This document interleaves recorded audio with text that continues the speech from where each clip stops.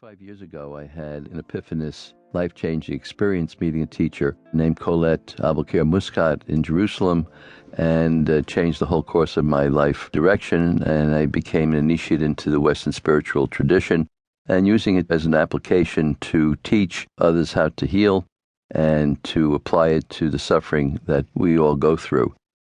So essentially, I became a teacher of life, and through my medical and healthcare direction.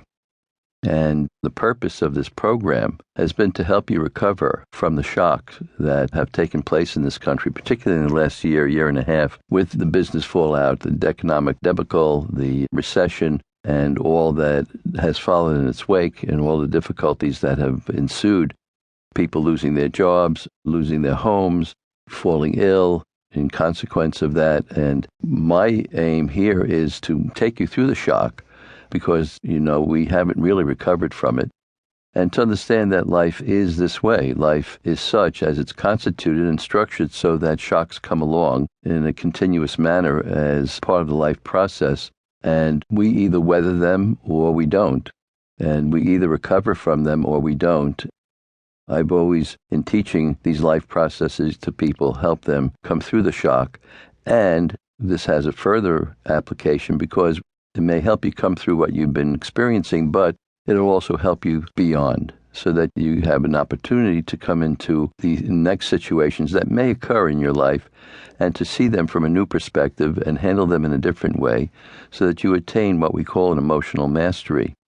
And to become a master is to become someone who becomes the king of yourself. That's not just for men, but also for women. So we're really focused on becoming the master of yourself, and understand that these shocks that take place, at first they're seen as curses in our life, and we become furious with ourselves, we become furious with those around us, we become anxious. All kinds of feelings are aroused that place blame on others, place blame unnecessarily on ourselves, and then take us away from looking at perhaps our own responsibilities in these situations. And you're given an opportunity to take a new course in life, which will be with you forever. So it not only applies to here and now, but for good in your life situation.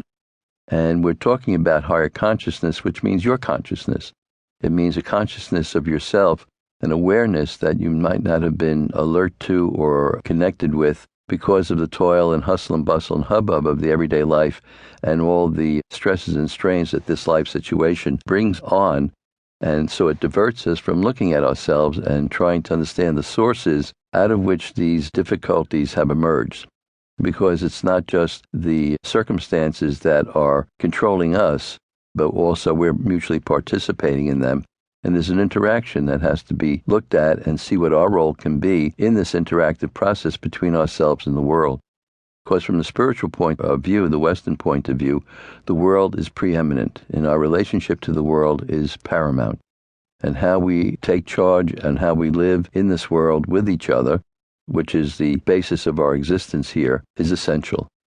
So it takes place whether we're at home with our families, with our friends, with our employers, employees, whether we're in the workplace, in a social setting, wherever our life experience takes us, we're always with others, and always, particularly with ourselves. Wherever we go, we are.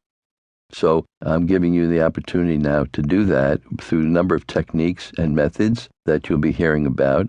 How you access this inner source of wisdom that's available to us. We're born, as it says in the ancient wisdom, in the image and likeness of our Creator, so that we have been given all of the possibilities to co-create a life for ourselves that we might find beneficial and satisfactory and health-giving and life-giving and loving for ourselves. We've been given all of that, and if we turn your attention there, your awareness grows, and then you become more integrated within yourself and not pulled here and there and hither and yon by the circumstances. You don't let yourself succumb to those circumstances, and then you find out that you may be in charge of them and also be able to manifest the life that you have sought.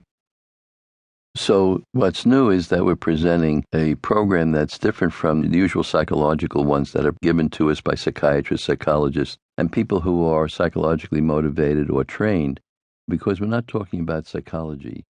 We're talking about spirit.